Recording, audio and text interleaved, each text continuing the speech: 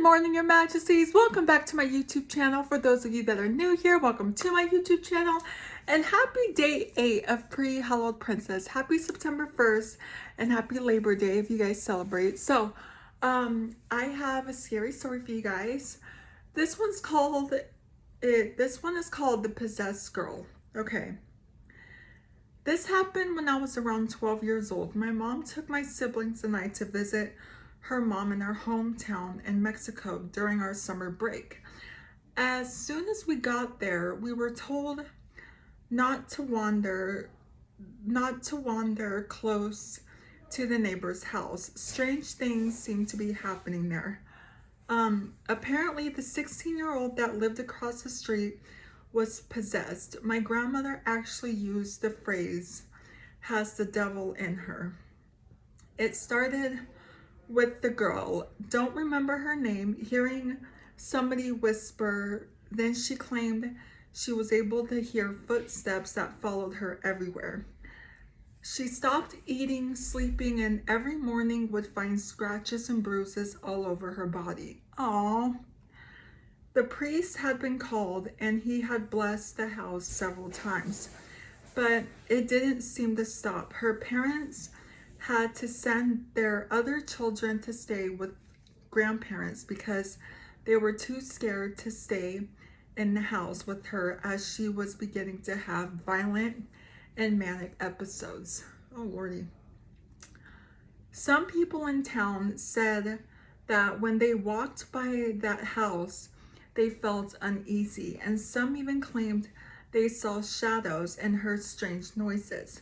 My cousins were scared to walk by there and would rather go the opposite way and walk around the block just to get to a store that was 2 houses down from that house. By the way, this house was across the street from my grandma, and 2 houses to the left, 2 houses left of the street, 2 houses left of the house that was right across the street. Hope that makes sense. Okay. Okay, I'm not going to lie. I was scared too, but I also had this morbid curiosity every time we had to leave my grandma's house. I looked that way and stared. Don't really know what I was hoping to see. One morning I woke up to the grown-ups talking about what had happened across the street during the night. Apparently, a big stain appeared overnight in one of the walls. A stain that looked a lot like blood. They washed the stain with soap and water and painted over where the stain was. By that evening, the stain was there again. Oh no. They went to get the priest and once again cleaned the stain and prayed while the priest blessed the house and threw holy water at the wall. By morning, the stain was back. Oh my gosh. The word around town spread and people had gathered and formed prayer groups. It seemed that they were praying nonstop. One group of people would leave and others would show up, all carrying rosary beads.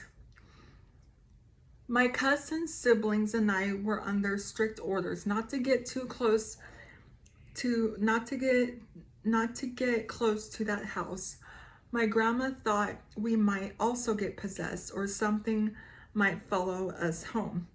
Well, of course, being us kids, we decided we wanted to go and look at this blood stain on the wall, so off we went, hiding behind other people so our grandma and mothers wouldn't see us. There was a lot of people and not everyone fit inside the house, or they were afraid to go in. There was a lot of people just outside the entrance. As we got closer, we heard a girl yelling as if in pain. We also heard growling, but I'm not sure if the girl was making these noises. Everyone there was praying the rosary in unison, but you were able to hear the girl's voice crying and asking for help. Then she would start yelling and screaming, and you would hear growling at this point. My cousins, my brother, and my sister had turned back in fear. My sister grabbed my arm and tried pulling me back, but I had to see for myself who was making those noises.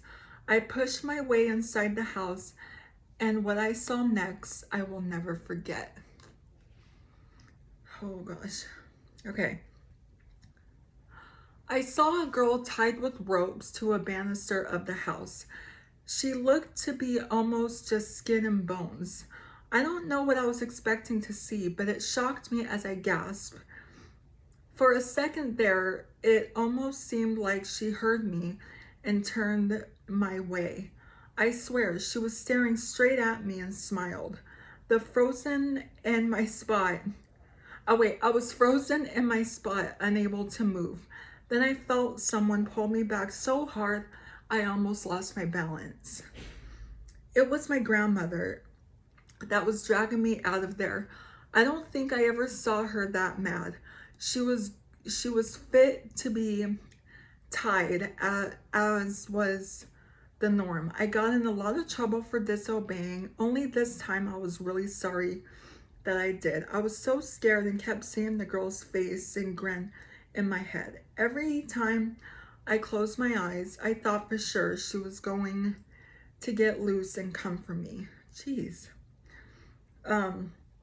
Days after that, we headed back home to the US. Last I heard, the girl had gotten better. No one is sure if the priest coming over and blessing the house every day or that town folk praying nonstop is what helped her.